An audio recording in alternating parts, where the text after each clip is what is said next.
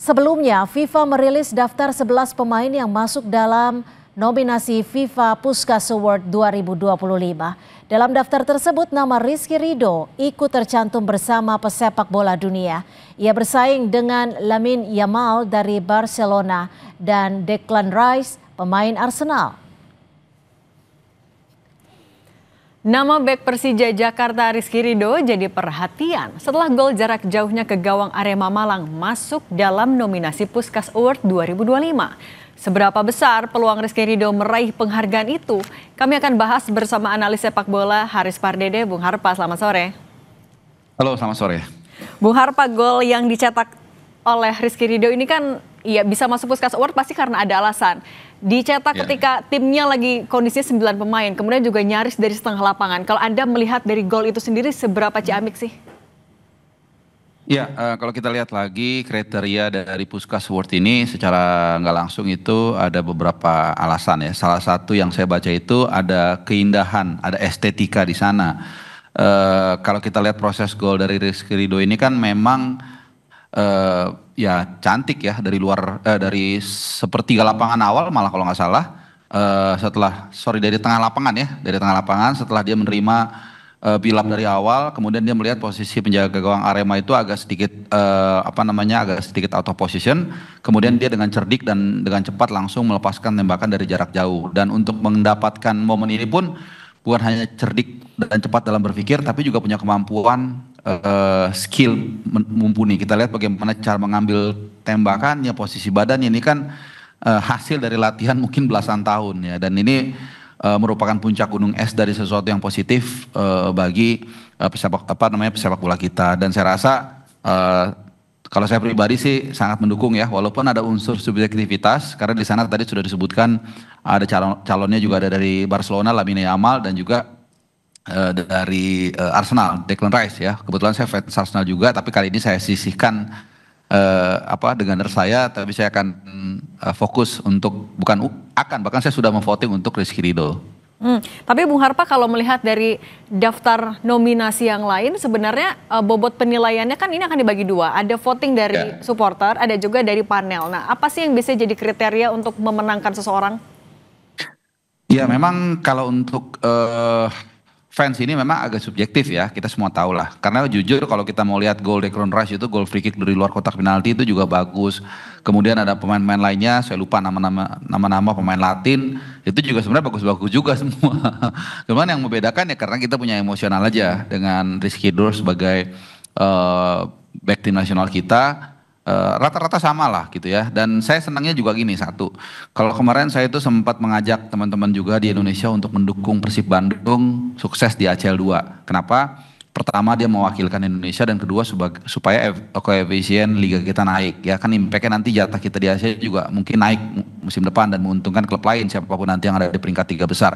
Nah, kali ini kalau saya boleh mengajak kita semua juga kali ini dukung Rizky Ridho dari Persija untuk memenangkan trofi ini, karena nanti bukan trofi tapi gelar individu ya, karena yang bangga kan kita juga, dan bukan tidak mungkin ini akan sedikit banyak membantu juga misalnya bagi pemain kita yang mau abroad atau mungkin kita sedang mencari lawan di FIFA Matchday nanti, mudah-mudahan jadi lebih gampang dan mau tim besar untuk datang ke Indonesia, seperti itu. Berarti ini saatnya mengerahkan kekuatan netizen Indonesia juga ya, Bung Harpa?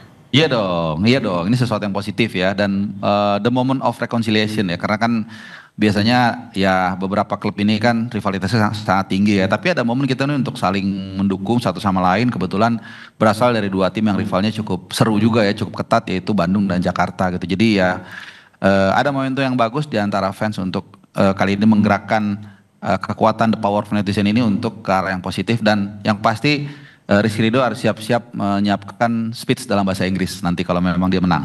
Oke, nah Bung Harpa, gimana caranya untuk menjadikan momentum ini juga sebagai motor atau motivasi lebih untuk federasi ataupun juga untuk pemain lainnya untuk bisa semakin mantap nih di sepak bola Indonesia?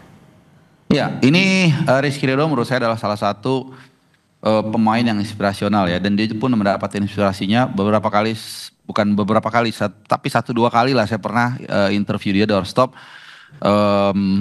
Dia mengatakan banyak juga berdiskusi dengan Jahit Ses, pemain belakang kita yang memang banyak berduet dengan dia kan dalam round 3 kemarin. dan itu membuat dia juga lebih matang ya. Dan saya masih ingat di Midin kalau saya nggak salah ya, di round 2 itu ketika kita mengalahkan Vietnam 3-0 itu ada 2 kali kalau nggak salah momen Jahit Ses itu seperti mementorin Rizky Ridho ketika corner. Jadi mungkin dikasih tahu posisi badan harus begini segala macam gitu. Jadi dia adalah salah satu pemain yang lahir dari pembinaan grassroots yang cukup bagus dan memang punya bakat, dan juga transfer ilmu dari para pemain diaspora yang kita tahu juga menjadi tulang punggung dari tim nasional kita. Jadi pasti kalau misalnya dia bisa meraih penghargaan ini bukan sekedar untuk seremonial, tapi juga bisa membangkitkan motivasi dari mungkin para pemain muda atau mungkin yang masih SSB untuk bisa sesukses Rizky Ridho. Oke, kalau untuk federasi gimana? Menjadikan momentum ini juga perbaikan federasi, apakah itu memungkinkan? Saya nggak tahu ya, sampai nggak ya kalau dari sini ya, dari maksudnya related saya agak susah sih dari apa ya, kemampuan ini kan individu soalnya ya. Tapi yang pasti kalau saya melihat lebih kepada kan suasana belakangan ini kan agak cukup apa ya, turmoil ya di sepak bola kita. Kemarin tadi juga ada singgung, ada sempat demo di GBK Arena di Senayan, dan mudah-mudahan dengan adanya apa ya, voting ataupun Puskas Award ini yang mengikut sertakan Rizky Ridho ini sedikit banyak mendinginkan lah suasana sejumlah pihak ya, baik federasi maupun fans juga, untuk ya apa ya, lebih kondusif dan lebih komunikatif satu sama lain. Bung Harpa, tapi kalau selain voting, apalagi yang biasanya dipertimbangkan oleh FIFA untuk menentukan nanti siapa yang akan jadi pemenang dari Puskas Award? Ya, kalau kita lihat saya baru baca juga ya. Jadi di awal itu kan di panel juga ada ya, panel jadi bekas pemain sepak bola juga ada. Jadi ini berbeda dengan pemilihan FIFA Award dunia.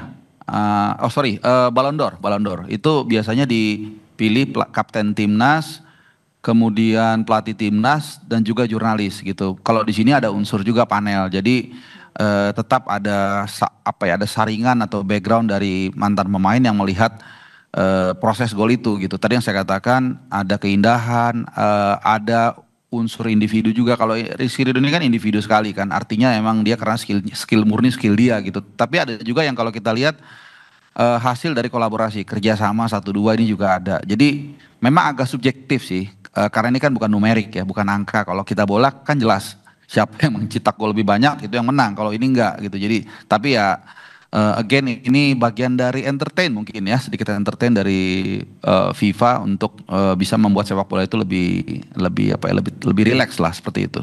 Oke, Bung Haris Parde, analis sepak bola, terima kasih sudah berbagi pandangan bersama kami. Selalu Bung Harpa. Sama-sama.